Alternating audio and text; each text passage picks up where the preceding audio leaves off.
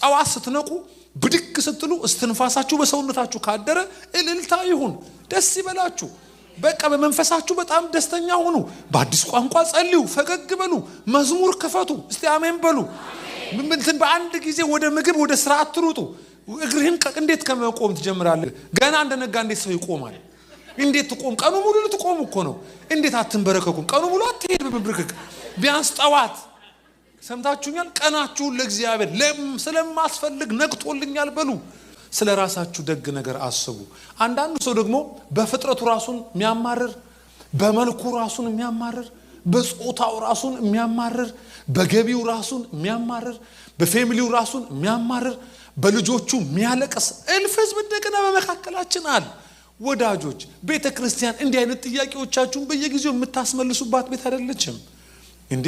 እናንተ አለ ፈተና አለ ጥያቄ የምትሆኑባት አይደለችም ምድር ክርስቶስን መስላችሁ ለፍጥረት ደግሞ ጠቃሚ ሰው ሆናችሁ ወንጌልን አድርሳችሁ ከዛ በእናንተ የተነገረው ያ የማዳኑ ስራን ተሰርቶ እስኪያልቅ ድረስ ደግሞ የሚገድል በሽታ ቢዛችሁ እየዳናችሁ፣ የተወረወረባችሁ ቀስት እያመለጣችሁ፣ መጥፎ ነገር እንኳን ቢያገኛችሁ እያሸሻችሁ እግዚአብሔር ያስጀመራችሁን ያስጨርሳችኋል። ደግመዋለሁ፣ የጀመርከውን ቤት አይደለም የሚያስጨርሰህ፣ የጀመርሽውን ትዳር አይደለም የሚያስጨርስሽ፣ የጀመርከውን ፕሮጀክቶች ምድር ላይ ያሉ ፕሮጀክቶች እሱንማ ደጅ ያሉ ይንገሩክ፣ ሁሉን ጥለት ሄዳለ። የጀመርከውን የወንጌል አገልግሎት ግን ማንም ሊያቋርጥህ ከኔ ጋር ናችሁ።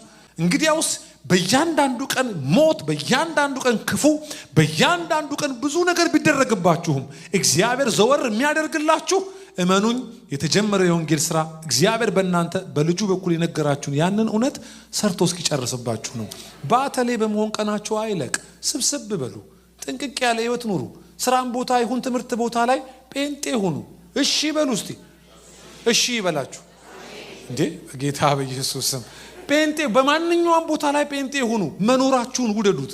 በህይወት መኖራችሁን፣ ቆማችሁ መሄዳችሁን፣ ጤነኛ መሆናችሁን። እንደ ማንኛውም ፍጥረታዊ ሰው አይደላችሁም።